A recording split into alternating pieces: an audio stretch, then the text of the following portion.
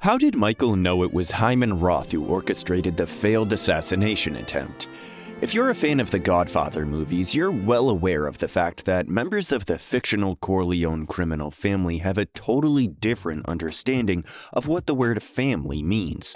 The complicated web of lies and deception that makes the Godfather's plot so gripping is created over the course of the three films by the different individuals who, in various ways, betray, backstab, and revenge one another during the course of the trilogy. When Michael Corleone, the then current head of the Corleone family, was the target of an assassination plot hatched by Hyman Roth and the second installment of the series, it sparked one of the most heated rivalries between the characters in the films. What precisely was the impetus behind Hyman and Fredo's plan to murder Michael? And why was Fredo so willing to betray his own brother? Continue watching for an in-depth analysis of the conflict and how Michael found out it was Hyman Roth. There's already friction between Hyman and Michael Corleone before the audience is truly introduced to him at the beginning of The Godfather Part 2. Michael is in Cuba with the intention of maybe investing in a gambling firm that Hyman is building up there.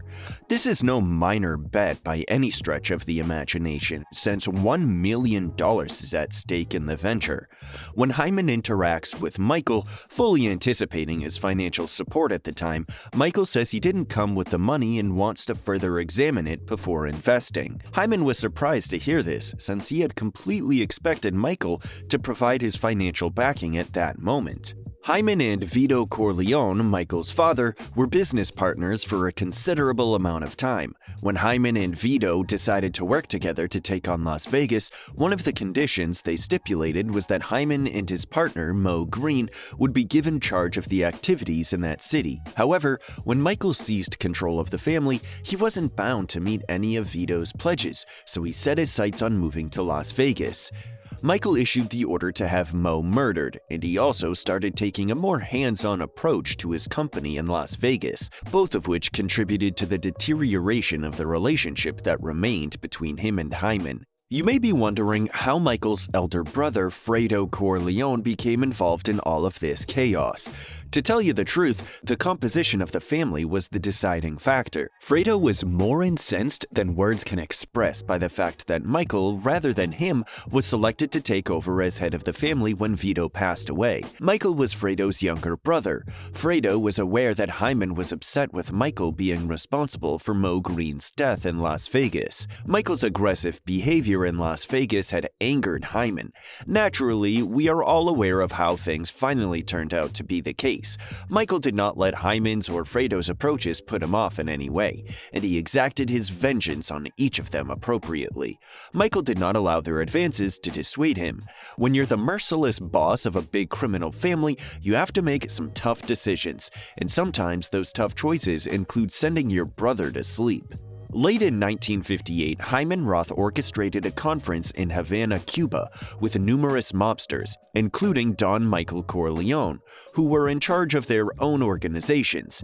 After the conclusion of the conference, President Fulgencio Batista announced his resignation from office, and the bosses were required to go back to the United States. Following the assault on his home, Michael Corleone gave the order to have Roth executed. He was successful in eliminating Johnny Ola, who was Roth's partner, but Corleone's bodyguard and assassin, Buscetta, was unable to eliminate Roth and was eliminated by Cuban forces. A failed assassination attempt had occurred not long before the fiasco, and Roth had suggested to Michael that he wanted to avenge Mo Green, who had been killed by an assassin in Las Vegas in 1955.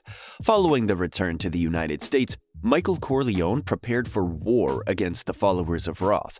Corleone also disowned his brother, Fredo, because he was overheard in a conversation in Cuba with some corrupt government officials of the United States about being in touch with Johnny Ola, despite the fact that Fredo had previously denied knowing or talking to him in front of Michael. Because of Fredo's treachery against the Corleone family, and most specifically toward Michael, his younger brother, and the family's Don, Michael vowed to never see him again.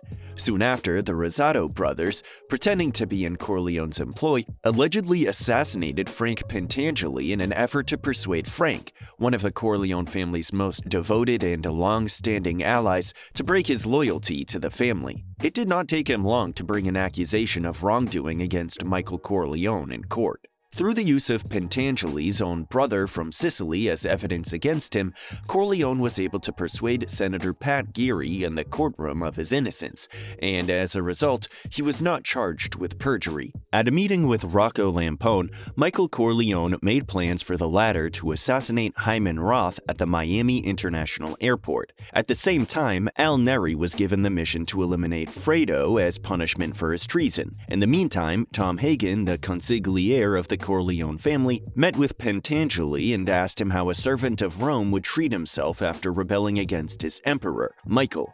In response, Frank said that they would have a party before getting into a bathtub and slitting their own wrists to bleed to death. To spare his own family, this is exactly what Frank ended up doing. After coming out of the airport terminal and shooting and killing Hyman Roth with a handgun at close range, Rocco Lampone was taken out by federal officers while trying to escape the scene.